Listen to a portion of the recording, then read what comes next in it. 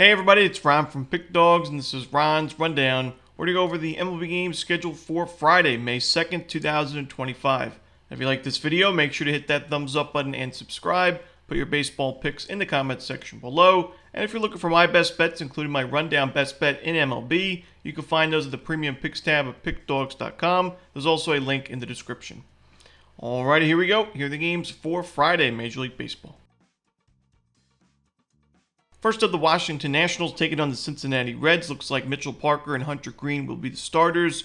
Now, Hunter Green's given up 5 home runs his last 2 games, 9 innings, 8 runs, and those 5 bombs. But I still think he's the better option in this game. I still think he racks up the strikeouts. And, I wouldn't be surprised to see him give up a home run or 2 in this game. But I think he'll be the better, starting pitcher by the end of it. I think Mitchell Parker on the road at a hitter-friendly ballpark like Great American against the Reds team, it's been decent against lefties recently. We'll be able to get to him. He had his worst start of his season so far in that last game against the Mets. So the first inning, he really he gave up 4 runs. The control was way off. He had no strikeouts through 5 innings, 6 earned runs, and 5 walks to go with it. So I'm going to roll with the Reds in this one on the money line and run line. Next up, the San Diego Padres and the Pittsburgh Pirates. Dylan Cease and Mitch Keller are the starters. I think we see a low-scoring game and a low-scoring series. I like the under in this one. I actually like a few unders for Friday's card, but this one, Dylan Cease I think is a lot better than his current ERA. I think it's a beneficial matchup here at Pittsburgh, face the Pirates. Even though the Pirates have been better against righties in the last couple of weeks, still overall, I do see this team as one of the weaker lineups in the National League. And the Padres on the other side, in the last 2 weeks, 28th in baseball in team OPS against right-handed pitching. They have struggled offensively. I think Mitch Keller's a decent option. I like both of these bullpens, especially San Diego's. So I'm going to go with the under in Padres Pirates. Next up, the Arizona Diamondbacks taking on the Philadelphia Phillies. Merrill Kelly and Jesus Luzardo are the projected starters. Now, the Diamondbacks faced a lefty recently in David Peterson, and while they made a lot of sharp contact, they couldn't find much on the board. The Mets defense was excellent. Philadelphia, the defensive issues have been there, especially with Luzardo on the mound. He's given up. In his last 4 runs given up, 3 of those were unearned runs. So the defense has not helped them out. That could be an issue, but I still think the Phillies will be able to get to Merrill Kelly, and I'm not giving up on this Phillies bullpen. The bullpen has definitely struggled with one of the steepest ERAs in baseball, but in terms of the personnel on paper, the projected WAR, it's still one of the better bullpens. We've seen this last couple of years where Philadelphia has a slow start with their bullpen. A lot of people complain, and rightfully so. But then as the season goes along, it quietly improves. And last year, Philadelphia, one of the better bullpens in the league. So I'm not giving up on the bullpen. I think it'll figure it out. And I think that the Phillies win this game and have a solid series. It's going to be a fun series between these two. But give me the Phillies in this first one on the money line. Next up, the Kansas City Royals taking on the Baltimore Orioles. We got Dean Kramer and Michael Wacha as the starters. Now, so far, Dean Kramer has pitched a lot of his games on the road. 5 of his first 6 starts have been away from Camden Yards, and he struggled in a lot of those games. His best start of the season was the lone home game against the Guardians, a 9-1 win for the Orioles, 5 1/3 innings of 1-run ball from Kramer in that start. So we'll see if he can bounce back here in his second home game of the season. He has struggled recently, giving up 10 runs in his last 2 starts, but for me, I also don't love Michael Wacha on the other side. He struggled against these Orioles at the first weeks of the season, first couple of weeks. And the Orioles, I trust a lot more in terms of their offense against right-handed pitching compared to the Royals. Now, KC's pitching staff has been excellent recently. We see them winning a bunch of low-scoring games. They had a pair of 2-0 wins over the Astros recently. But I think they're going to have to show up offensively in this series. I think the Orioles are going to be able to score some runs early and often. And while the Orioles' bullpen's not been great to start the year, it's kind of similar to the Phillies. I'm not ready to give up on it. There's still a lot of talent in that bullpen, and I think it'll be fine by very soon, by the middle of the season. So I'm going to go with the Orioles in this game on the money line. Next up, the New York Yankees hosting the Tampa Bay Rays. We got Ryan Pepiot and Max Fried as the projected starters. Now, I think Max Fried, obviously he almost threw a no-hitter against these Rays. He's been one of the best pitchers in the American League. 5-0, 1.19 ERA, exactly what the Yankees needed when they learned that Garrett Cole and Luis Gil were going to miss, obviously Cole's going to miss the entire season. Gil is still out. You needed an ace-level starter, needed a stopper in that rotation, and Fried has been that guy so far. They've won all of his starts so far this season. He has been incredible. The Yankees 6-0 in his 6 starts. I got to roll with the Yankees in this game. The Rays offensively not been great recently. Even their West Coast trip where they were able to find some extra innings wins and they scored some runs. I still think that the offense is the big question mark with this team. And the bullpen's been fine. The rotation's got a lot of talent, but Pepio on the road at Yankee Stadium, where we've already seen him have issues giving up the long ball, giving up some sharp contact. He faced this Yankees lineup in that series, with Fried and Steinbrenner Field. He was okay. 6 innings, 3 runs, 7 strikeouts, but a couple of home runs. The home run balls hurt him. 8 home runs given up already this season. I got to roll the Yankees in this one on the money line and run line at Yankee Stadium.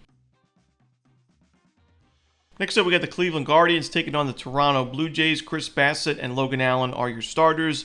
Another game where I like the under. I think both the starting pitching options will have good outings. Chris Bassett is sub-1 ERA this season at the Rogers Center. He's been in good form. Now, the Guardians' current hitters do have pretty good numbers against Bassett, but I still think that he could put together a quality start. On the flip side, you got Logan Allen, who's been a lot better on the road than he's been at Progressive Field. He struggled in that last game against the Red Sox at Progressive Field, giving up 7 runs, but his last 2 road starts against the Pirates and Orioles, a combined 11 1/3 innings of 1-run baseball. So I think he bounces back against the Blue Jays team. It's got a solid lineup in terms of the expected batting average, but struggles in the power department, isolated powers, expected slugging percentage. I think that he could put together a good outing, and you got the Guardians bullpen behind him, one of the best bullpens in baseball. So give me the under in Cleveland, Toronto.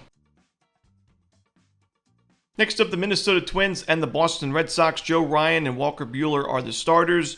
Now, I've mentioned that the Red Sox have done a pretty good job in Walker Buehler's starts this season. They've backed him up. He's pitched well, and they've won a lot of his games. But I don't love him in this matchup, and I didn't love the start for him in that last game against the Guardians. I know Cleveland does already a great job at limiting strikeouts as a team, but only the 3 Ks in 6 innings with a home run given up, 7 hits to go with it, and a walk. I think that the Twins are going to be able to get to Walker Buehler. I've liked the at-bats that Minnesota's put together in the last couple of series. Even the Cleveland series, we didn't have a great offensive showing. I still like the at-bats they're putting together, limiting more strikeouts. And I think that Joe Ryan's a great option on the other side. Now, not a ton of Fenway experience, but he pitched there a couple years ago, put together a quality start. He faced the Red Sox last year at Target Field, also pitched a quality start. He's pitching well. He's coming off one of his best starts of his career. I think he's good enough in this game for the Twins to grab the win. And I like this Minnesota bullpen, so give me Minnesota on the money line. Next up, the Athletics and the Marlins. Osvaldo Bido for the A's, no official starter for Miami. Now, the Marlins certainly struggled in that last series with the Dodgers, but they still showed up offensively. They were down the first game, I think it was 4-5-0 by the end of the 5th inning. They were able to rally and force extra innings. They had some big, and we've seen this offense be a lot better, in my opinion, than we expected going into the season. I thought this was going to be by far the weakest offense in the National League, and maybe even worse than the White Sox in the American League, but it has not been the case. The Rockies, the White Sox, even some other teams have been a lot worse, and I think Miami is actually going to be competitive in this series. I like their matchup with Osvaldo Bido. I personally really like Bido as a starting pitching option long term, but right now, I don't love the fact he's not really missing a lot of bats. He's given up some sharp contact. I think the Marlins make him pay. They've been solid against right-handed pitching. Now, we'll see who the official starter is for Miami. That bullpen's a little shaky. Even the rotation's been struggling a little bit, but I think maybe Marlins team total over. I think the Marlins find a way to win it as well, so give me the Marlins on the money line. Next up, we got the Los Angeles Dodgers taking on the Atlanta Braves. Yoshinobu Yamamoto and Grant Holmes are the starters. Now, Grant Holmes has been a lot better at home this season. That goes back to last year as well. He was better at Truist Park than on the road. So we saw him struggle in that last game at Arizona, but he's been better at Truist. His last 2 home starts, he went a combined 9 2/3 of 1-run baseball with 13 strikeouts to go with it. Now, Grant Holmes faced these Dodgers in the beginning, the first week of the season. He struggled at Dodger Stadium, 4 innings, 4 runs. I think this is going to be a much better outing for him, and I think the Braves are going to back him up. I don't love the fact they're coming off the Coors Field series, but at least they got the day off on Thursday. I think their bats will be okay. And Yamamoto, coming off his weakest start of the season, where he walked 4 batters in only 5 innings of work against the Pirates of all teams, and the Dodgers took that loss 3-0. I'm going to roll with the Braves in this one at a great price on the money line at home. You're getting an excellent price with an Atlanta team that's playing much better baseball. Next up, the Houston Astros taking on the Chicago White Sox. We got Framber Valdez and Jonathan Cannon as the starters. Now, Framber Valdez has pitched well in his recent games. Last 2 starts, 14 innings combined, a 4-run baseball, but the Astros scored a combined 2 runs in those 2 games, so they haven't backed him up, and the Astros have lost 4 of his last 5 starts. This time against Jonathan Cannon and the White Sox bullpen, I think Houston shows up offensively. Now, they've been a lot better on the offensive side of things when they're playing at home, and they're on the road for this game. But I still think they can get to Cannon. I like the at-bats they put together against the Tigers, especially late in those games where the first 2 games of that series, they were down 3-0 in each of those games. they rallied and found wins. And even the third game where they were down 7-1, the Astros put together, inning after inning where they had runners on, they had a couple of bases loaded opportunities. So they had their chances to even, make a miraculous comeback in that one. I'm going to go with the Astros in this one. I think it's going to be a lot easier for them, and I think they cover the run line. Next up, we got the Seattle Mariners and the Texas Rangers. We got Brian Wu and Jack Leiter as the starters.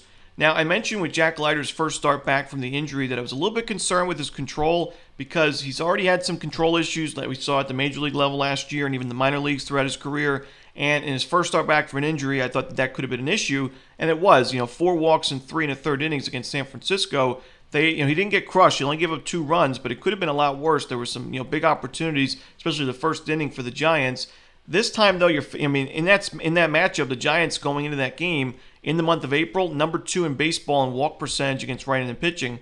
The Mariners are number 3, unfortunately, for Leiter, and in the last 2 weeks, they're number 1 in baseball in walk percentage against right-handed pitching with an .868 OPS to go with it, .218 isolated power. They've just been crushing right-handed pitching, and I think that with Brian Wu, a good option on the other side, and the Rangers' bats have been so inconsistent, the Mariners have to be the play for me in this game. So I'm going to roll with Seattle on the money line on the road. Next up, we got the Chicago Cubs and the Milwaukee Brewers. Ben Brown and Quinn Priester are the starters. I'm going to roll with the Cubs in the first 5 innings, laying a half a run, or you can take them on the money line. I think they have the slight starting pitching advantage, but for me, the big advantage they have is the offense against right-handed pitching. And I honestly don't love this Cubs bullpen. I know the Brewers bullpen is a steeper ERA on paper, but I think going forward, Milwaukee will have a stronger pen. I think Chicago, especially with the record that they have, and they're most likely going to be in the running to either win the Central or make a wild card spot. They will be buyers of the deadline. That their biggest need is, maybe some starting pitching, but also relievers. That bullpen just not playoff caliber, in my opinion, and that's why I'd rather just take the Cubs in the first 5. I think they could win the full game as well, and I do think Quinn Priester regresses quite a bit. That's why I like their matchup, offensively. But I'm just going to go with Chicago in the first 5 innings on the money line. This should be a great series. Obviously, big-time rivals in the NL Central and 2 winning teams right now in the Central. So this will decide who takes over first place or who holds on to first place at the end of the series.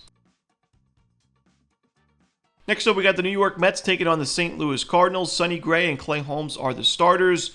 The Mets are 5-1 in Clay Holmes' first 6 starts as a Met, and including 5-0 the last 5. And the last 4 wins are all by run line covers, 2-0, 7-4 over these Cardinals, 5-1 and 10-5 the final. It's tough to go against New York. I know it's not at Citi Field where they've been, just dominant this season, but still been decent on the road, 500 record. Sonny Gray's been pitching really well, but the Mets got to him for a little bit, 3 runs in 6 innings with a home run in that series at Citi Field, and that was a 7-4 Mets win. I wouldn't be surprised to see another Mets win and run line cover here, so give me New York on the road. Next up, the Los Angeles Angels taking on the Detroit Tigers. Tarek Skubal and Jose Soriano are the starters.